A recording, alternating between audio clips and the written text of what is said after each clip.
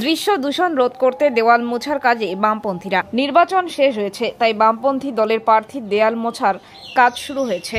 এদিন জলপাইগুড়ি শহরের ৬ নম্বর ওয়ার্ডের অন্তর্গত এলাকার বিভিন্ন প্রার্থীর প্রচার লেখা দেওয়াল মোছার কাজ শুরু করেছে বামপন্থী সংগঠনের সদস্যরা। এই এলাকার বিভিন্ন ওয়ালের বামপন্থীদের প্রচার মুছে দেবার কাজ শুরু করেছেন তারা। যদিও এখনও শহরের অনেক জায়গায় অন্যান্য রাজনৈতিক দলের প্রচার রয়ে গেছে।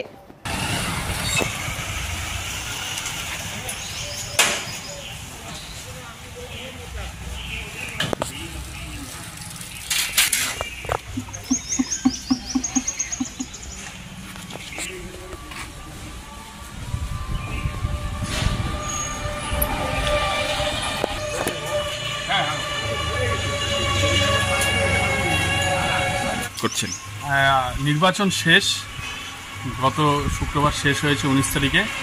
আমরা এলাকায়, আমাদের 6 নম্বর এলাকায় আমাদের পার্টির পক্ষ থেকে আমরা যতগুলো দেওয়াল লিখেছিলাম সমস্ত দেওয়াল আমরা সেগুলো মুছে ফেলছি, যাতে সাধারণ মানুষের বাড়ির দেওয়াল আমরা ব্যবহার করেছিলাম তাদের কাছ থেকে অনুমতি নিয়ে সাপেক্ষেই, সেই অনুমতি সাপেক্ষে তারা যেমন দেওয়ালটা দিয়েছিল আমাদের পার্টিকে ভালোবেসে হোক বা আমাদের সমর্থনে তারা দিয়েছিল, তাই আমাদেরও এটা দায়িত্বের মধ্যে পড়ে যে আমরাও যেহেতু নির্বাচন শেষ, প্রচার শেষ, দেওয়ালগুলো আমরা মুছে দিচ্ছি।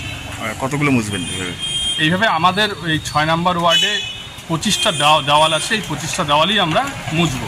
অন্য রাজনৈতিক দল তো এখনও আছে এলাকা, দেখলাম। হ্যাঁ, ওইটা নিয়ে কী বলবেন?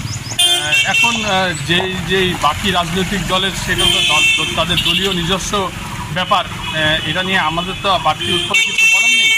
আমরা ভারতের কমিউনিস্ট পার্টি মার্ক্সবাদী একটি দায়িত্বশীল দল।